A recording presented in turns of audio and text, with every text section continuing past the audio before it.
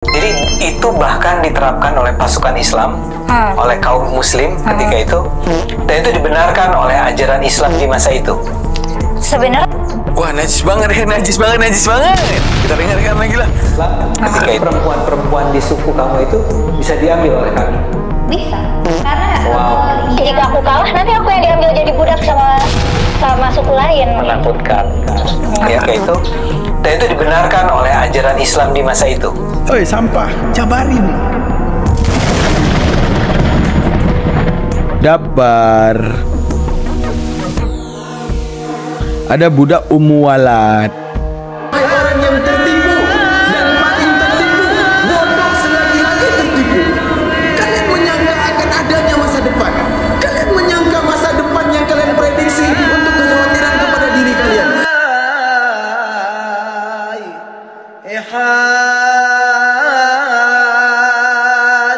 Assalamualaikum warahmatullahi wabarakatuh. Selamat datang lagi di channel Daman Almandiki untuk mengulik narasi-narasi sampah dan narasi-narasi pembodohan dan narasi-narasi penyesatan, dimana kita udah menampol di belakang ketika mengatakan Islam ajaran kekerasan.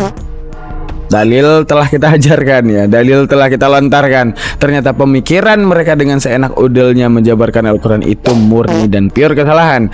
Oke, reaksi kedua di dalam video saya sebelumnya yaitu menentang pernyataan dia yang mengatakan gini, sebenarnya ya ini agak najis ya. Narasinya itu gini, Al-Quran itu sudah sangat tidak relevan digunakan di zaman modern sekarang. karena bagaimana mungkin kita memberlakukan hukum Al-Quran sedangkan isinya adalah kekerasan dan permusuhan. Jadi Al-Quran itu sebenarnya hingga kemudian orang-orang Islam sekarang tidak bisa lagi berperang, tidak lagi kemudian mereka berperang karena terbatas oleh hukum internasional. Jadi hukum internasional lebih relevan daripada hukum ketentuan Al-Quran.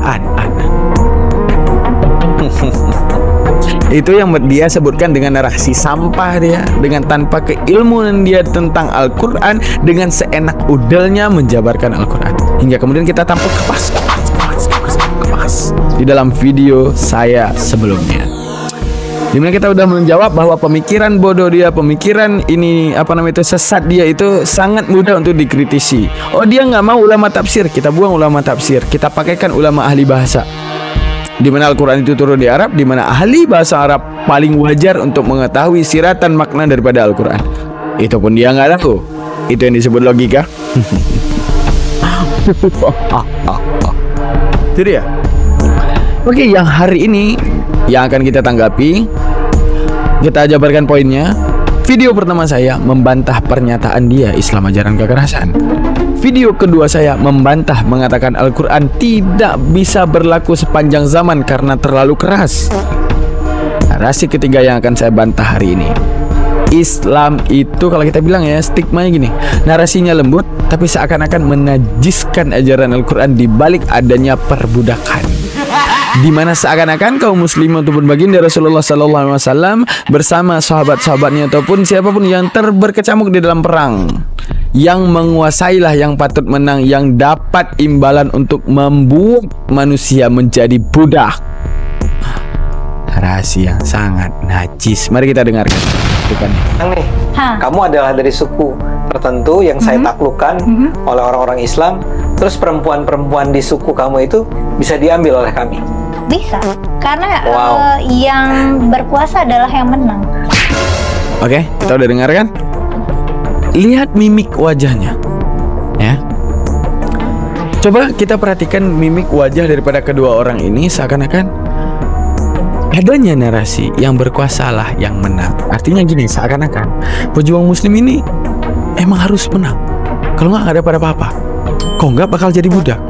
Tapi kalau menang, kita bisa dapatin budak. Wow, dapat wanita dijadiin budak. Wow, seakan-akan itulah akhlak Rasulullah. Seakan-akan itulah akhlaknya ahli Badar. Seakan-akan itulah akhlaknya para sahabat. Seakan-akan dia memfitnah dengan hal yang seperti itu. Oke, terima kasih yang udah hadir di channel Daman Almandiki. Jangan lupa untuk kemudian menitipkan komentar. kalau bisa pedas-pedas komentarnya seperti di video saya sebelumnya, di mana pro-pronya dia ya, di mana pro-pronya dia itu kalau kita baca nama itu Agustinus, Inisnus, Nasus, Nasnus, itu isinya adalah non muslim semua yang mendukung argumentasi dia. Sekarang gini, kepada muslim yang pintar, bukan sekedar menggemborkan logika, tapi berisikan narasi kosong dan sampah itu, mereka insya Allah pada tahu bahwa penyesatan ini sudah tidak berlaku.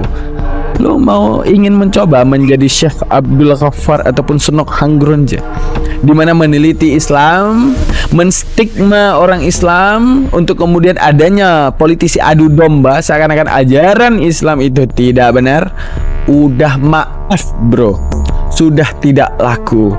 Terlalu banyak santri-santri, terlalu banyak sekolah-sekolah, terlalu banyak orang-orang yang paham tentang ilmu Al-Quran. Hari ini Anda akan menggemborkan apa? Semua akan dibantah dengan keilmiahan Al-Quran, keilmiahan orang yang menuntut ilmu Al-Quran. Jadi narasi sampah Anda itu sedang tidak diterima. Oke, mari kita nonton dan kita tampol ya teman-teman ya. Oke, mari kita lihat. Hari ini kita akan menampol dia dengan banyak data tentang era perbudakan. Akankah cuma Islam yang membenarkan, ataukah justru Islam yang memberantas, bahkan menyapu bersih era perbudakan hingga kemudian perbudakan itu totalitas hilang? Karena Islamkah, atau karena agama lain, ataupun karena internasional, karena pemberlakuan internasional? Kita boleh lihat sekarang. Oke, mari kita simak. Dan orang Islam melakukan itu. Iya. Ulang. Oke. Dinikahin anak bani apa gitu. Jadi kalau diagram Venn kayak hampir bertumpukan secara persis antara politik dan agama. Iya. Karena kan implikasinya juga penyebaran wilayah, distribusi kekayaan, kebijakan-kebijakan yang berlaku. Jadi sangat politik. Sangat politis, betul. Karena Nabi itu kalau perang, kalau habis mengalahkan bani apa gitu, nanti kan yang kalah jadi tawanan. Anak kepala sukunya biasanya dinikahin. Itu dinikahin resmi. Dinikahin resmi, dan itu jadi bukan sekedar jadi budak. Ada yang jadi budak dulu terus dinikahin. Ada yang ini sebelum ada cerita. Nanti Anda balik ke sini. Saya mau bilang, jadi waktu itu ini perang nih. Kamu adalah dari suku tertentu yang saya taklukkan oleh orang-orang Islam. Terus perempuan-perempuan di suku kamu itu bisa diambil oleh kami. Bisa, karena yang berkuasa adalah yang menang. Dan orang Islam melakukan itu. Iya. Oke. Dan Oke. Sekali lagi. Oke. Perhatikan mukanya. Bisa diambil oleh kami. Bisa, karena yang berkuasa adalah yang menang. Dan orang Islam melakukan itu. Iya. Oke. Dan Oke. Menunjukkan apa? Ngeri ya. Najis banget agama Islam itu ya. Najis banget. Ngambil perbudakan, memperbudak manusia, diperjualbelikan oleh karena Islam. Karena apa? Pengen perang biar dapat budak ya. Kita dengarkan lagi narasi sampah ini semua ya. Baru kita kemudian kita reaction dan kita tampol dan keilmiahan. Bila Anda berani hatuha dengan saya, lu boleh nanya tentang relevansi Islam apapun tentang gua. Lu tanya sama gua segala relevansi Islam, kita adu mana paling logika gua sama lu. Agak menakutkan ya? Karena ini menakutkan karena kita melihatnya dengan kacamata moral modern. Kalau misalnya kita karena kita melihat relevansi daripada Islam itu ya. Kau cakap itu kan, yang muncung kau bilang itu tahu nggak apa? Ya. Sebenarnya kita tuh mengatakan Islam itu seakan-akan tidak benar. Kenapa itu menjadi ketidakbenaran daripada Islam? Karena kita melihat dengan kacamata modern, seakan-akan di masa dahulu semua itu normal dan itu memang ajaran Islam untuk memperbudak manusia. Lo kira gue nggak tahu apa yang terselubung di lo? Lo kira gue nggak tahu tuh maksud lo? Mimik muka dan raut wajah kalian gue nggak tahu tuh. Tahu apa yang terselubung? Seakan-akan baik ya. Seakan-akan kalau baiknya tuh gini, ya sebenarnya Islam itu baik. Nah, kita mengatakan itu buruk karena kita memandangnya dengan kacamata modernitas. Tapi kita nggak bisa pungkiri itu, dimana ajaran tersebut emang udah berlaku dari dulu. Perbudakan itu emang diperbolehkan. Tidak adanya jalan keluar, tidak adanya rahmatan lil alamin. Manusia itu bagaikan binatang diperjualbelikan. Tapi di masa itu ya diperbolehkan biasa-biasa aja dan BBB aja gitu kan. Itu yang lu maksud daripada mimik kalian kan? Oke, kita lanjutkan dulu sebelum kita tampil kembali. Zaman dulu mungkin, maksudnya kalau aku bagian dari pasukan muslim misalnya, mungkin pilihan aku hanya menang. Karena jika aku kalah nanti aku yang diambil jadi budak sama suku lain. Menakutkan. Ya, jadi karena menakutkan ya kita harus perang, ya kita harus menang. Iya. Dan kalau menang ya memang Anda punya hak untuk mengambil orang-orang yang Anda kalahkan itu sebagai budak Anda. Menurut norma saat itu. Iya. Makanya waktu itu terjadilah perbudakan. Mungkin saya agak belok nih. Okay. Maksudnya gini. Jadi itu bahkan diterapkan oleh pasukan Islam, oleh kaum Muslim ketika itu, dan itu dibenarkan oleh ajaran Islam di masa itu. Sebenarnya. Wah, najis banget. Kita dengarkan lagi lah. Ketika itu, dan itu dibenarkan oleh ajaran Islam di masa itu.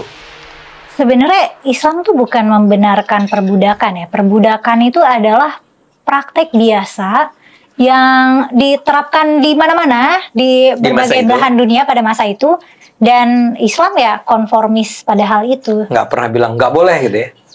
Nggak bilang nggak boleh, tapi memerdekakan budak atau menebus budak agar merdeka itu adalah perbuatan baik, perbuatan berpahala gitu.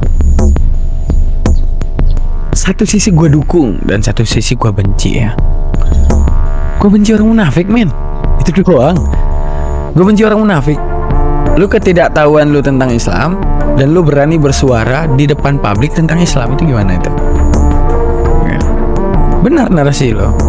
Seakan-akan baiknya dengan adanya kemerdekaan daripada budak itu untuk dipandang tidak rendah lagi, ya kan? Tapi satu sisi raut wajah, penyampaian, mimik dan semuanya itu melambangkan apa? Ketidaksetujuan lu, melambangkan apa? Kemunafikan lu untuk menginjak Islam. Makanya adanya seorang Daman Al-Maliki untuk mereaksi lu. Bentar lagi aku akan menjabarkan secara ilmiah apa perbudakan itu kemudian dihilangkan oleh orang Islam, dihilangkan oleh Islam ya rahmatan lil alamin itu, dihilangkan oleh Rasulullah SAW, hingga kemudian di tahun 2024 lu sebagai wanita tidak lagi dipandang rendah layaknya jahiliyah. Manusia-manusia yang dulu diperjualbelikan layaknya binatang tidak lagi terjadi di tahun 2024. Lu diangkat derajat men sama Rasulullah, tapi lu tidak bersyukur punya Rasulullah. Insyaallah. Kembali melarangnya sih enggak. Iya, tapi bahkan Islam tuh nggak melarang perbudakan. Sabar. Akhirnya kegiatan, maksudnya akhirnya kan perbudakan kan sampai hilang di Madinah karena banyak yang bersedekah dengan cara menebus budak. Tapi bisa jadi juga itu bertahap karena mungkin kalau tiba-tiba perbudakan diharamkan, ekonomi goyang ya nggak sih? Karena kan pengusaha. Oke, saya setuju. Ini logika dan itu benar. Saya tidak akan mengkhianati narasi-narasi yang sifatnya itu benar. Usaha itu tenaganya pakai tenaga budak. Budak kan nggak perlu digaji. Oke, tapi kembali ke tadi dulu. Jadi aslinya diagram Venn-nya kayaknya nggak mungkin lah kita bilang Islam itu sebuah agama damai ya. Kalau sekarang, Kalau sekarang dengan reinterpretasi dan rekontekstualisasi yang diupayakan oleh ulama-ulama modern yang pro kemanusiaan dan perdamaian, harusnya bisa. Oke. Anda harus dengar apa yang Anda katakan nih. Setelah melalui reinterpretasi dan rekontekstualisasi, ada kata re. Ya. Jadi dengan kata lain, aslinya agama ini bukan agama damai. Tapi setelah melewati reinterpretasi dan rekontekstualisasi, reinterpretasi itu penonton adalah interpretasinya dikaji ulang, dilihat ulang, ditinjau ulang. Oke. Kita jawab yang tadi dulu. Oke, perhatikan ke layar, kita tampol bolak-balik. Oke, telah kita hadirkan data-data di sebelah, disimak baik-baik, jangan sok berlogika, tapi narasi isinya kosong dan sampah ya. Oke, kita lihat. Oke, sekarang kita lihat satu fakta dulu, apakah di Islam doang ataupun jauh sebelum Islam perbudakan itu udah ada. Oke, pertama kita langsung buka kepada literasi yang diyakini oleh sahabat kita dari non-muslim ya. Di mana perbudakan itu ada di dalam Perjanjian Lama. Di mana Perjanjian Lama itu adalah kitabnya Yahudi ya. Sekarang kita perhatikan. Di dalam Perjanjian Lama ya, Perjanjian Lama. Nah, ini. Dah. Dalam Perjanjian Lama era perbudakan ini disetujui dan memang ada ya. Berarti bukan di era Islam doang, itu satu. Di mana itu satu, tawanan khususnya tawanan perang umum dijadikan budak. Kejadian ini seperti tuntutan Raja Sodom itu ada tuh ayat-ayatnya historis bla bla bla bla bla. Nah, itu pedagang budak dari, bahkan ini kalau udah saya baca ini kan saya panjangnya saya baca, saya ambil kesimpulan aja bahwa budak itu juga kadang dipergunakan. Tahu nggak dengan modelan apa dipergunakan? Budak di masa Rasulullah, di balik penjabarannya oleh Rasulullah daripada orang yang ditawan ya. Kalau dulu perbudakan di era sebelum Rasulullah datang, di masa jahiliyah datang, orang diculik pun dijual. Era Rasulullah, era sebelum Rasulullah. Sebelum Rasulullah datang, orang diculik pun dijadikan budak dan dijual. Tapi di era Rasulullah, stigma di balik penculikan orang dan dijadikan budak itu dibuang dengan adanya konsep ghanimah. Tahu nggak konsep ghanimah apa? Konsep harta rampasan perang. Apa itu harta rampasan perang? Setelah menang daripada perang, maka adanya budak yang ditawan. Apakah saya mendukung Anda? Justru tidak. Sekarang perhatikan kepada penjelasan alur daripada Islam memerdekakan budak. Oke, ini Islam. Perhatikan. Era awal sebelum Rasulullah, di mana perbudakan ini udah berlaku, tapi era budak ini sangat tidak relevan ya saat itu. Artinya bahkan orang diculik pun mereka perjualbelikan ini dan dijadikan itu sebagai budak. Sekarang di eranya Rasulullah, culik ini dihilangkan dengan metode ghanimah namanya, harta rampasan perang. Baru dia itu sah menjadi budak. Artinya apa? Ada satu kemaslahatan di balik kejahiliah dulu memandang manusia rendah layaknya binatang ataupun layaknya benda yang diperjualbelikan. Namun era datangnya Rasulullah yang tadinya ditulis semena-mena dalam membudakkan diubah menjadi sedikit lebih baik. Berarti masih buruk. Berarti manusia tetap saja seperti binatang, masih diperjualbelikan. Lalu gimana Islam? Sekarang perhatikan. Di masa era sebelum Rasulullah datang, di mana budak itu dipandang sebagai manusia atau dipandang sebagai apa? Di mana budak dipakai sebagai harta. Karena apa definisi harta? Mampu dijual dan mampu dibeli. Jadi manusia ini diperjualbelikan. Rendah, sangat rendah. Al-Quran menjabarkan. Tidak ada perbedaan di antara manusia, kata Allah. Kujadikan engkau laki dan perempuan dan suku-suku agar kalian saling mengenal. Dan maka posisi yang paling tinggi di hadapan Allah, yaitu orang yang bertakwa kepada Allah. Itu menunjukkan apa? Kalian semuanya sama, wahai manusia.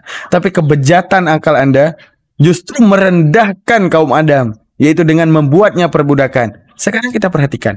Sebelum Rasulullah datang, ini dijadikan harta nih. Artinya itu udah benar. Artinya udah benar secara adat istiadat, ya budak itu B aja di masa sebelum Rasulullah datang. Masih B aja. Artinya apa? Mereka masih memperlakukan jual beli budak ini. Jadi kalau Rasulullah datang langsung seperti narasi Mas Ade, siapa tuh Ronaldo, nah, bahwa sebenarnya Islam tidak melarang perbudakan. Apa Islam tidak melarang perbudakan? Siapa bilang? Kamu kira setiap larangan itu datang secara semerta-merta dan mengubah langsung secara radikal gitu? Itu yang maunya kamu. Islam datang untuk, wah ini nggak boleh nih. Begitu datang ya. Begitu datang langsung bilang, "Oi, budak nggak boleh, oi." Nggak ada yang mau masuk Islam. Harta orang itu hilang. Budak ini dibeli, coy. Uang dikeluarin buat beli budak. Harta orang apa kabar kalau Nabi datang langsung larang? Nabi bayar nih harta orang. Itu gimana? Kalau ada 1000 orang semuanya berbudak, bayar semua. Itu yang Anda mau. Jadi butuhnya mekanisme. Sama seperti kiblat. Tahu nggak kiblat orang Islam di mana? Baitul Maqdis pertama. Apa itu? Masjidil Aqsa. Kenapa? Karena Ka'bah saat itu masih menjadi kepemilikan kaum Quraisy. Datang langsung bilang, "Oh, ini milik kami nih, ini kiblat kami nih." Itu yang Anda mau? Oh, itu punya. Nggak ada yang mau terima Islam. Sangat radikal dan sangat kejam. Mana rahmatan lil alaminnya? Maka saat itu relevansi yang Nabi katakan, sebelum dinasakh hukum ini, hadaplah kalian itu kepada Baitul Maqdis. Setelah Fatuh Mekah, baru kemudian fawalli wajhaka syatral masjidil haram. Islam itu datang perlahan, tergantung relevansi baru dia masuk.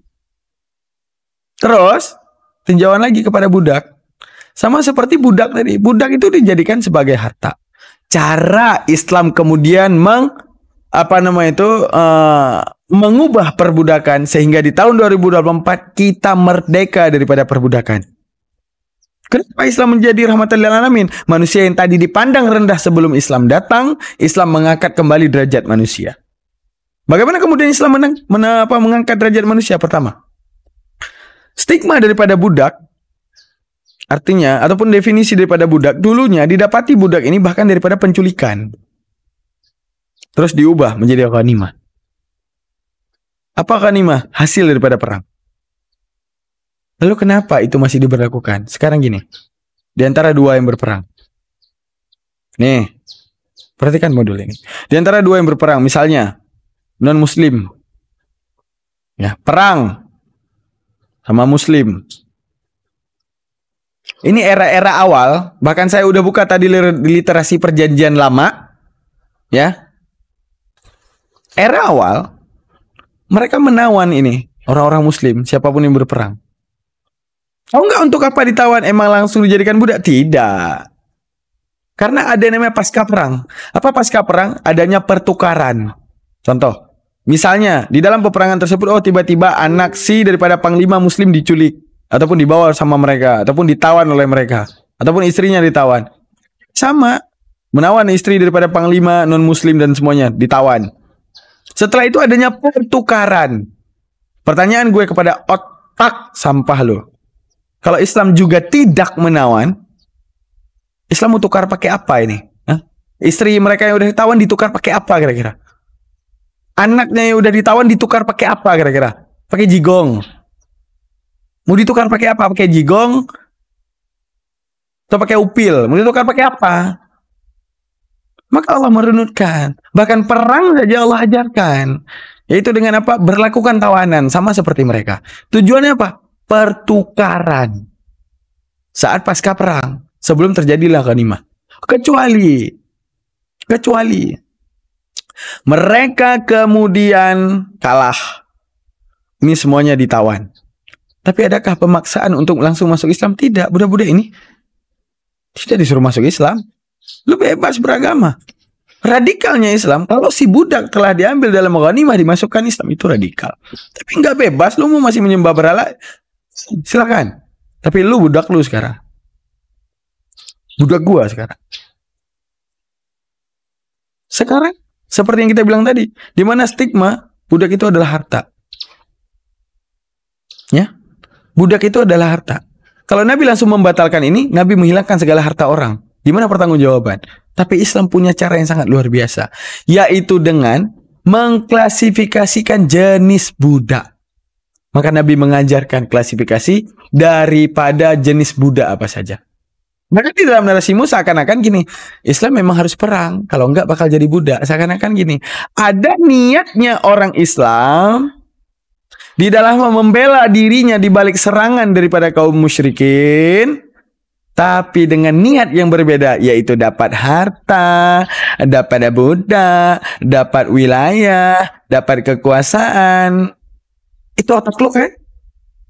Apakah itu terkonfirmasi dalam Islam? Tidak. Menunjukkan apa? Lu itu hanya pengkhianat Islam. Padahal Islam membahas tentang segala sesuatu yang sifatnya relevansi.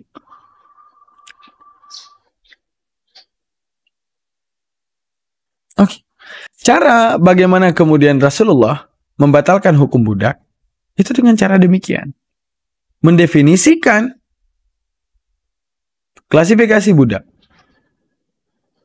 Oke, sekarang kita perhatikan di balik budak-budak yang tidak dipaksa oleh majikannya untuk masuk Islam. Silakan mereka nyembah berhala, silakan. Adakah dipaksa? Enggak ada. Udah.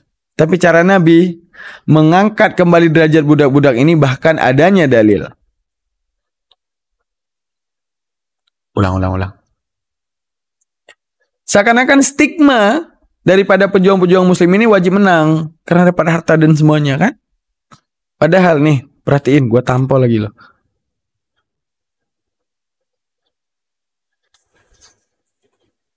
Nih, gue bacain yang gede ini buat lo ya. Ini kata Rasulullah sallallahu alaihi wasallam, "Innama a'malu binniyat wa innama likulli imri'in ma nawa. Faman kanat hijratuhu ila Allah wa rasulihi fa hijratuhu ila Allah wa rasulih wa man kanat hijratuhu lidunya yusibuha au imra'ati yunkihuha fa hijratuhu ila ma hajara ilaih."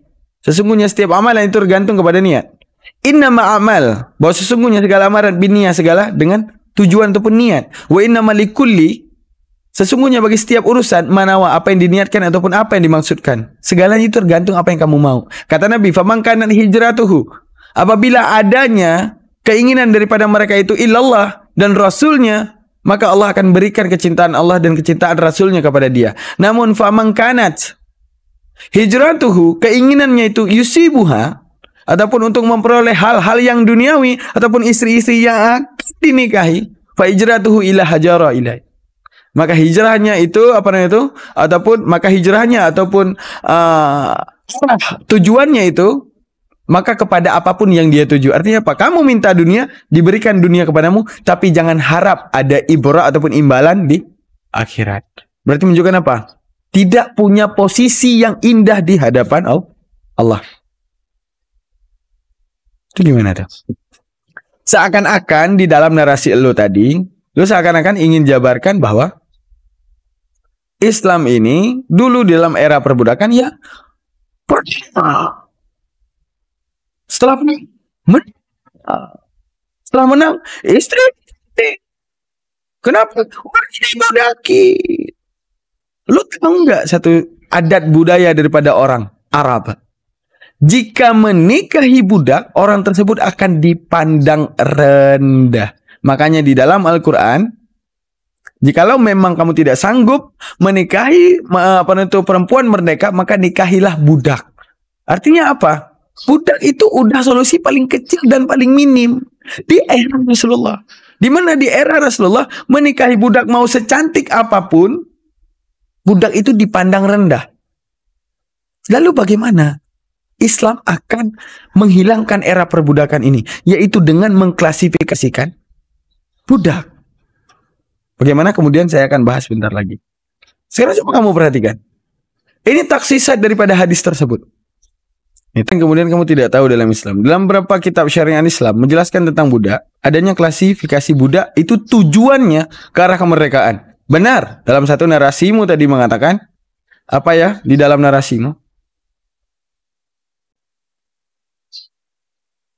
Apa yang dikatakan? Benar.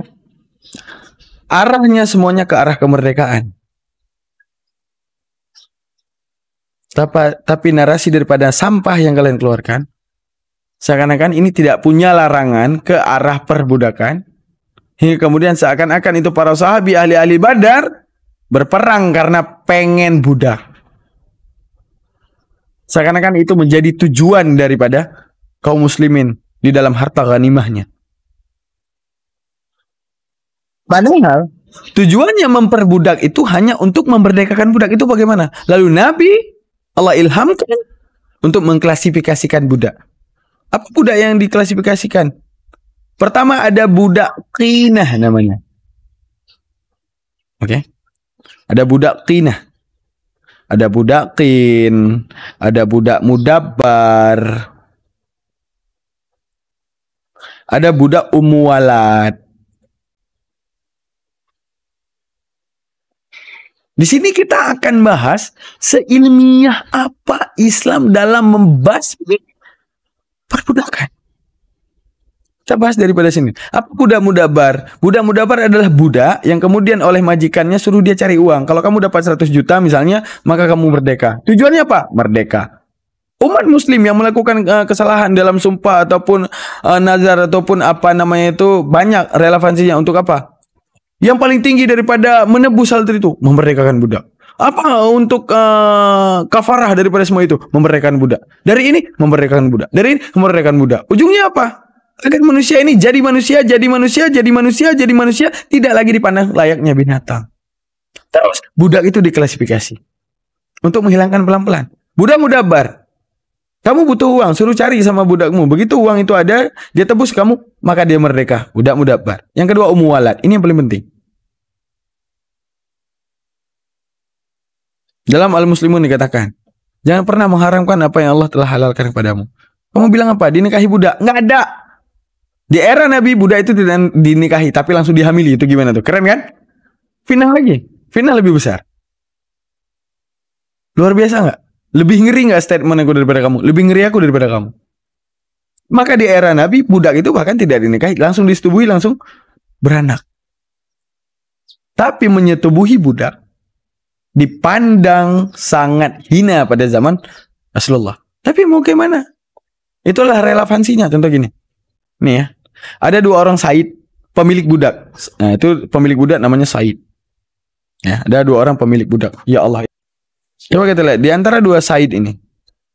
Satunya punya budak. Ini si Said ini jatuh cinta nih sama budak si kawan yang ini nih. Dia datang. Nah, kalau budak orang itu nggak boleh langsung disetubuhi. Nggak bisa di masa. Harus dinikahi. Dinikahi nih. Punya anak. Apakah anak itu dikatakan merdeka? Tidak. Tetap dia budak. Bayangkan. Tetap budak. Karena apa? Ini posisinya harta. Maka selanjutnya jika lahir budak ini tetap budak. Budaknya siapa? Budaknya dia. Bukan budaknya dia. Berarti dia menambah harta. Karena stigma pada saat itu, budak itu harta. Pemikiran sebaliknya, jika budak ini dinikahi, terus lahir anak, dan anaknya merdeka bukan lagi budak, maka si anak ini dengan mudah akan memerdekakan ibunya ntar. Maka akan hilang harta si kawan ini. Maka itu sangat tidak relevansi di zaman itu. Tapi bagaimana kemudian? Diklasifikasikan ada satu budak yang namanya walad. Budak walad. Ya gitulah. Budak walad. Bagaimana kemudian budak walad ini? Budak yang tidak dinikahi oleh tuannya ataupun majikannya, tapi dapat anak daripada budak tersebut ataupun dihamili ataupun disetubuhi. Lahirlah anak. Anak itu posisinya merdeka. Aneh kan? Yang dinikahi anaknya jadi budak. Yang tidak dinikahi anaknya itu justru jadi merdeka. Tujuannya apa itulah? Memerdekakan suatu saat anak ini akan memerdekakan ibunya. Suatu saat anak ini akan menjadi Said yang memerdekakan ibunya. Dengan syarat apa? Mati tuannya. Tujuannya apa? Merdeka. Terpandang tinggi manusia yang tadi direndahkan layaknya binatang yang diperjualbelikan. Namun di era Nabi mengklasifikasikan hak-hak budak, mengklasifikasikan jenis-jenis budak yang arahnya semuanya ke satu arah, yaitu merdeka budak daripada layaknya dipandang binatang dan diperjualbelikan. Di tahun 2024, berhasilkah Islam yang rahmatan lil alamin itu menghapus era perbudakan? Sangat berhasil. Karena apa? Bagaimana Islam ini akan menjadi rahmatan lil alamin kalau dia datang-datang udah radikal? Jadi artinya apa? Kalau seandainya itu harta, bagaimana tidak menghilangkan harta orang, agar tapi hukum ini harus hilang? Itu dengan mekanisme seperti ini. Nah, lu udah tahu belum sampai ke jenis budak ternyata? Nih, gua baca nih. Ini ada budakin, ya, ada budak baroh, mustauladah, katabah, istarakah, majusiyah, murtadah. Banyak. Di mana arah semua itu untuk jenis yang namanya memerdekakan budak. Justru memberlakukan budak. Ini yang dinamakan agama rahmatan lil alamin. Sama seperti kalau lu mau ingin memandang, lu tahu nggak? Lu Kumaila diangkat derajat lu setelah lu dihinakan. Di era masa lu dulu, lu tuh nggak ada apa-apanya di masa itu. Lu itu hinaan bagi masyarakat saat itu. Anak perempuan itu hinaan. Perempuan cuma diselamatin hanya untuk proses regenerasi gen. Artinya apa? Hanya untuk melahirkan anak. Tapi kalau udah lahir anak, oh cewek bunuh lagi. Bahkan ditanam hidup-hidup masa jahiliyah. Diangkat derajatnya oleh Nabi. Kalau nggak percaya, oke, kita baca satu literasi agama Abrahamik sebelum pra-Islam, Yahudi. Era Yahudi, tahu nggak Imamat 15? Ini masuk ke fikih wanita. Dalam Imamat 15, jika berhaid wanita tersebut, nggak percaya baca Imamat 15. Jika berhaid wanita tersebut, dia itu menjadi najis. Layaknya gitu. Apa yang disentuhnya najis. Apa yang ditempatinya menjadi najis. Kalau dia nyusui anaknya juga ikutan najis. Nyentuh suaminya, najis. Ada di saat itu wanita kalau seandainya berhaid dikurung. Makanya serendah itu kalian. Tapi datang Nabi dalam bab tuhadat merunutkan bab haid. Apa bab haid? Bahwa wanita itu tidak najis. Gara-gara dia berhaid, dia itu tidak najis. Dia itu hanya sedang pembersihan terhadap dirinya atau memproses kepada dia mencapai baligh. Dia tidak najis. Makanya ada mekanisme Nabi merunutkan satu hukum, yaitu bab haid. Di mana haid itu ada dispensasi sholat, semuanya pak. Dipandang rendah, enggak lagi. Ada nggak dinajiskan? Enggak lagi. Di era Rasulullah, bukan di era sebelum Rasulullah. Karena moto Islam itu rahmatan lil alamin. Artinya apa? Menjawab segala solusi daripada kemauan daripada alam. Psikis dan era modern, mau kontemporer, semua bisa dijawab. Ke arah memerdekakan derajat lu Kumaila diangkat. Lu hari ini bisa berkoar dan memfitnah ajaran Rasulullah, udah diangkat derajat lu. Kalau mungkin ya Rasulullah itu bukan Rasul, lu masih dibiarin. Itu moyang-moyang lu masih dibiarin diinjak oleh kaum laki-laki saat itu loh. Lu mau berkoar dan memfitnah orang yang angkat derajat lu gitu. Dan gue nggak tahu tuh di garis keturunan lu, mana tahu garis keturunan lu daripada garis keturunan budak. Tapi Allah mengangkat derajat, nggak ada itu perbudakan. Secara perlahan Rasulullah angkat. Untuk apa? Mengangkat derajat kembali manusia itu sama rata. Nggak ada yang dijual, nggak ada yang diperjualbelikan. Semua itu sama di mata Allah. Cuma yang membedakan adalah ketakwaan. Namun cara menghilangkannya yaitu dengan perlahan, tidak serta-merta. Gimana semua statement lu? Di balik kedunguan lu yang lu tidak tahu menahu tentang ilmu agama Islam. Sehingga lu hanya cuma bisa menebak-nebak ajaran tersebut. Oke. Simak lagi ya. Reinterpretasi dan di sini agak kena ya teman-teman. Cuman kena di sini buat tampol. Boleh untuk kalau misalnya aku orang Islam, aku mau keluar dari Islam, aku tidak mengkhianati negaraku gitu. Ya kayak gitu. Ya. Jadi emang udah berubah sama sekali jadinya. Udah berubah sama sekali. MUI ngurusin sertifikasi halal aja. Iya benar. Okay. Negara nggak ngurusin agama orang harusnya. Oke. Saya tahu masih ada banyak pertanyaan, atau bukan saya tahu. Saya merasa ada banyak sekali pertanyaan nih yang harus saya terus ajukan dalam hal kaitannya antara Islam dan perang ini. Cuma saya takut penonton ini udah terlalu bosan mendengar kita ngobrol. Tapi mereka juga pasti kepengen tahu lebih lanjut. Jadi kita obrolin lagi di kesempatan yang lain ya. Boleh aja. Kelanjutan dari pembicaraan kita, termasuk misalnya saya ingin tanya tentang apa? Perbudakan, pernikahan Nabi. Bukan. Islam itu tadi kan di awal kita bicara tentang kayaknya nggak mungkin lah kita bilang Islam itu sebuah agama damai ya. Kalau sekarang, ntar. Tidak mungkin kita mau bilang Islam itu agama damai.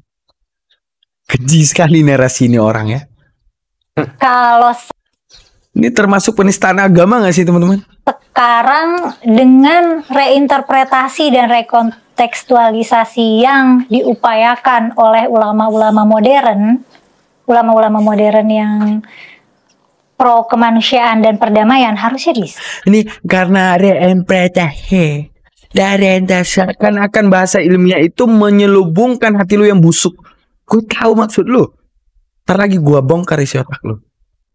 Aktualisasi yang diupayakan oleh ulama-ulama modern yang pro kemanusiaan dan perdamaian, harusnya bisa. Oke, kita jabarkan. Diupayakan oleh para ulama-ulama kontemporer yang pro kemanusiaan, berarti menunjukkan gini, ajaran Allah ini tidak manusiawi sebenarnya. Tapi diupayakan oleh ulama-ulama kontemporer untuk nampak manusiawi, gitu, paham nggak? Jadi Allah Ta'ala ini kejam sebenarnya, kejam. Yang mau nyembah dia kejam. Tapi adanya manusia yang menurunkan ajaran kembali untuk tidak kejam. Seakan-akan Tuhan kejam, manusia tidak. Yang pro kepada kemanusiaan. Dan ajaran Tuhan itu tidak manusiawi. Ajaran Islam itu tidak manusiawi. Siapa yang paling manusiawi? Ulama modern. Karena interpretasinya menjabarkan bagaimana kemudian untuk lebih manusiawi. Termasuk penistaan gak sih? Bisa. Oke. Anda harus dengar apa yang Anda katakan nih. Setelah melalui reinterpretasi dan rekontekstualisasi, ada kata re. Ya. Jadi dengan kata lain, aslinya agama ini, ya kan? Arti re itu nggak kalian gini? Rekonstruksi, reinterpretasi. Itu menunjukkan gini, re itu ada satu ajaran yang tidak setujui, diubah ulang untuk kemudian disetujui dan lebih relevan. Artinya apa? Al-Quran firman Allah, turun daripada Allah. Allah memekanismekan umat Islam. Seakan-akan ini tidak relevan ini bagi si kontemporer, sehingga mengupayakan untuk menjadi lebih baik. Seakan-akan seperti itu. Tahu apa ya nih orang? Dari mana lu tahu Islam bukan ajaran damai? Hah? Bukankah di 2 video gua di belakang udah gua bahas bahwa itu kesesatan otak lu? Allah mengajarkan perdamaian. Bukankah gue sebutkan di video gue sebelumnya tentang Al-Baqarah 244? Sampai umat Islam ini bawa nama Allah untuk mendeklarasikan keburukan, mendeklarasikan sesuatu yang bersifat kerusuhan. Jangan sampai, kenapa kamu gini? Wah, itu karena Allah. Kenapa kamu memusuhi, bahkan menghancurkan, bahkan adanya bom bunuh diri misalnya gitu. Seperti kasus bom Bali dan sebagainya. Seakan-akan itu syahid. Jangan, Allah tidak memerintahkan itu. Tapi hanya itu orang yang salah paham hingga kemudian terjadi hal-hal yang seperti itu. Jadi itu hukum oknum, nggak akan pernah masuk kepada hukum agama. Mereka hanya bisa membawa nama Allah, tapi itu bukan yang diperintahkan oleh Allah. Iradatun wa qudratun iradatun wa ghayyarat amran wa ilman wa ridha kama sabat. Segala sesuatu yang Allah perintahkan belum tentu Allah ridai, dan segala sesuatu yang yang Allah kudrahkan belum tentu itu yang Allah ridai, belum tentu itu yang Allah mau. Contoh gini, setiap gerakan ya, karena dia Sang Maha Ada, jadi setiap gerakan kita mekanisme Allah kasih kudrah dan iradah. Kalau enggak semua akan berhenti ya, tapi belum tentu itu Allah perintahkan. Kayak contoh gini, kamu nyolong, kamu mencuri. Mencuri itu adalah sifat pure daripada kamu manusia yang memilih untuk mencuri. Lalu gerakan kamu ke dalam pencurian, Allah kasih kudrah doang. Tapi Allah kasih kamu dalam ajarannya untuk mengekang kamu di balik afirmasi jangan mencuri. Ketika kamu memilih mencuri itu kesalahanmu. Padahal dengan mudah kamu bisa memilih untuk tidak mencuri. Islam mengekang kembali. Jadi artinya apa? Bahwa ketika adanya kasus pencurian yang dilakukan oleh manusia bukan salah agamanya. Salah dia. Ketika agama mengekang dia untuk jadi baik, dia memilih buruk.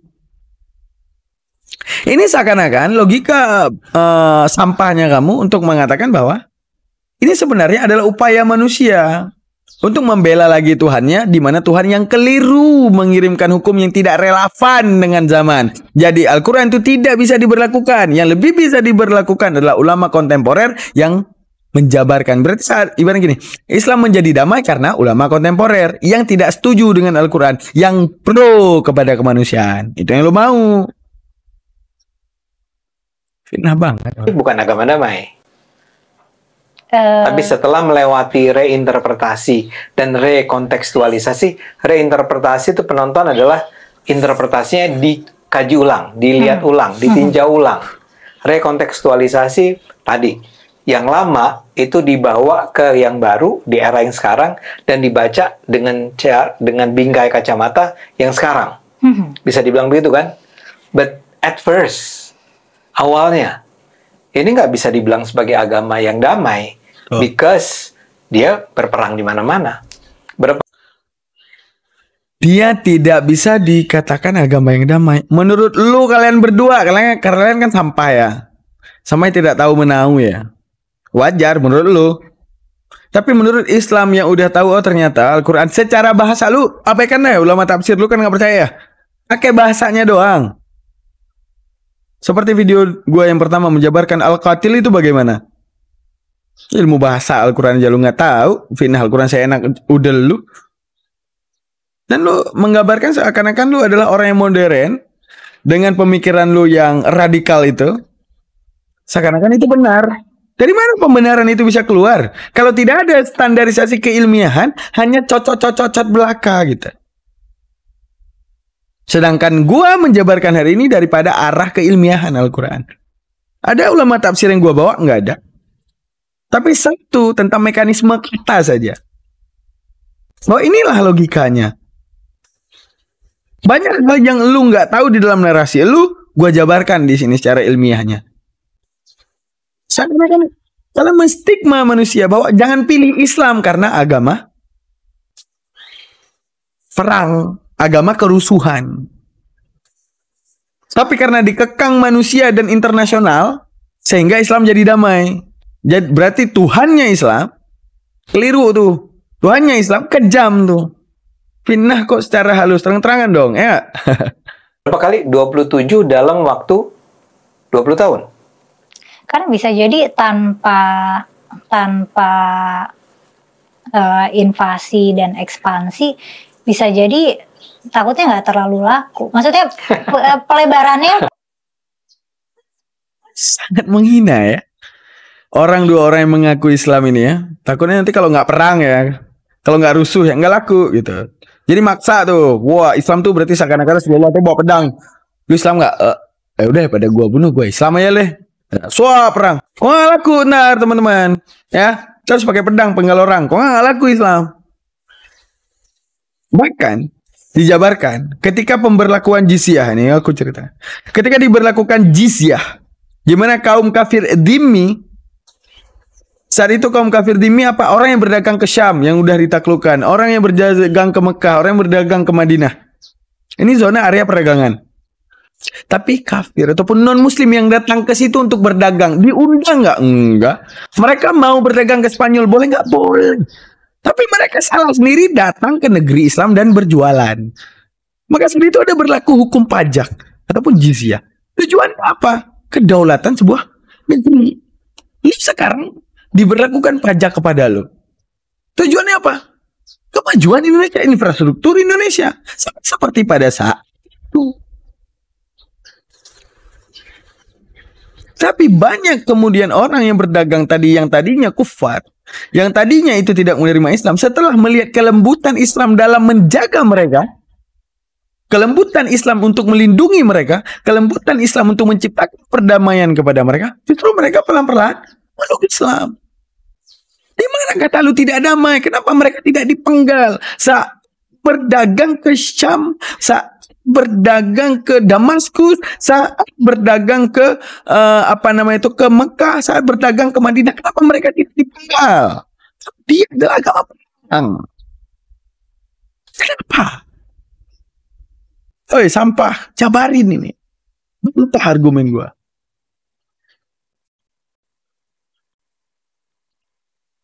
Gak bisa berbohong depan gua, men. Oke, terima kasih banyak. Kita udah reaction ya. Satu narasi kosong, bocah-bocah kosong ya di sini. Dan kita udah jabarkan. Semoga itu menjadi sedikit tamparan buat mereka bahwa ilmu Islam itu besar dan ilmu Islam itu luas. Hanya otak-otak yang tidak isinya sampah yang tahu tentang Islam.